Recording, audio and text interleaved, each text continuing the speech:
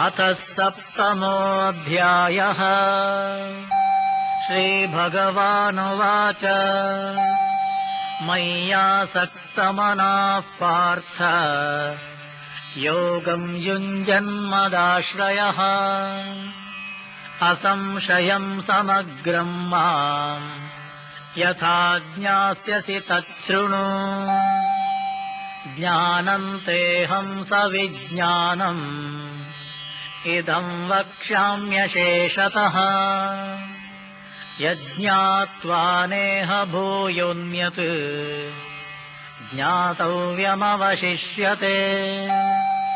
मनुष्याणां सहस्रेषु कश्चिद्यतति सिद्धये यततामपि सिद्धानां कश्चिन्मां वेत्ति तत्त्वतः। भूमिरापो नलो वायुः खं मनो बुद्धिरेव च अहङ्कार इतीयं मे भिन्ना प्रकृतिरष्टधा। अपरेयमितस्त्वन्याम् प्रकृतिं विद्धि मे पराम्। जीवभूतां महाबाहो ययेदं धार्यते जगत् एतद्योनीनि भूतानि सर्वाणीत्युपधारय। अहं कृत्स्नस्य जगतः प्रभव प्रलयस्तथा मत्तः परतरं नान्यत् किञ्चिदस्ति धनञ्जय। मयि सर्वमिदं प्रोतम् सूत्रे मणिगणा इव। रसोऽहमप्सु कौन्तेय प्रभास्मि शशिसूर्ययोः। प्रणवः सर्ववेदेषु शब्दखे पौरुषं नृषु। पुण्यो गन्धः पृथिव्याम् च तेजश्चास्मि विभावसौ। जीवनं सर्वभूतेषु तपश्चास्मि तपस्विषु। बीजं मां सर्वभूतानां विद्धि पार्थ सनातनम्। बुद्धिर्बुद्धिमतामस्मि तेजस्तेजस्विनामहम्। बलं बलवतां चाहम् कामरागविवर्जितम्। धर्माविरुद्धो भूतेषु कामोऽस्मि भरतर्षभ। ये चैव सात्विका भावाः राजसास्तामसाश्च ये मत्त एवेति तान् विद्धि न त्वहं तेषु ते मयि। त्रिभिर्गुणमयैर्भावैः येभिः सर्वमिदं जगत् मोहितं नाभिजानाति मामेभ्यः परमव्ययम्। दैवे ह्येषा गुणमयी मम माया दुरत्यया। मामेव ये प्रपद्यन्ते मायामेतां तरन्ति ते। न मां दुष्कृतिनो मूढाः प्रपद्यन्ते नराधमाः। माययापहृतज्ञानाः आसुरं भावमाश्रिताः। चतुर्विधा भजन्ते माम् जनाः सुकृतिनोऽर्जुन। आर्तो जिज्ञासुरर्थार्थी ज्ञानी च भरतर्षभ। तेषां ज्ञाने नित्ययुक्तः एकभक्तिर्विशिष्यते। प्रियो हि ज्ञानिनोत्यर्थम् अहं स च मम प्रियः।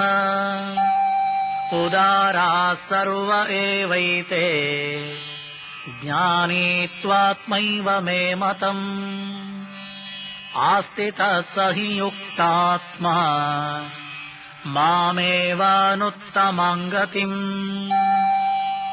बहूनाम् जन्मनाम् अन्ते ज्ञानवान् माम् प्रपद्यते वासुदेवः सर्वमिति समहात्मासु दुर्लभः कामैस्तैस्तैहृतज्ञानाः प्रपद्यन्तेऽन्यदेवताः तम् तम् नियममास्थाय प्रकृत्या नियता स्वया यो यो याम् याम् तनुम् भक्तः श्रद्धयार्चितुमिच्छति तस्य तस्याचलाम् श्रद्धा तामेव विदधाम्यहम् सतया श्रद्धया युक्तः तस्याराधनमीहते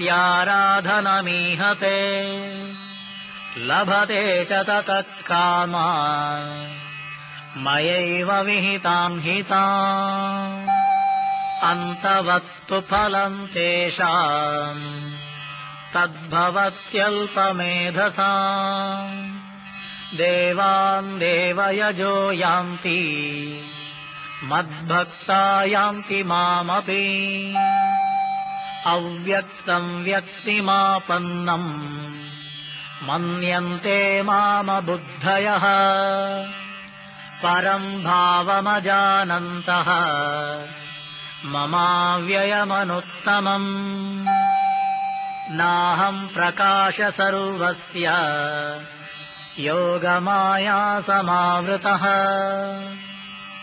मूढोऽयम् नाभिजानाति लोको मामजमव्ययम् वेदाहम् समतीतानि वर्तमानानि चार्जुन भविष्याणि च भूतानि माम् तु वेद न कश्चन इच्छाद्वेषसमुत्थेन द्वन्द्वमोहेन भारत सर्वभूतानि सम्मोहम् सर्गे यान्ति परम् तप येषाम् त्वन्तगतम् पापम् जनानाम् पुण्यकर्मणाम् ते द्वन्द्वमोहनिर्मुक्ताः भजन्ते माम् दृढव्रताः जरामरणमोक्षाय मामाश्रित्य यतन्ति ये ते ब्रह्म तद्विदुः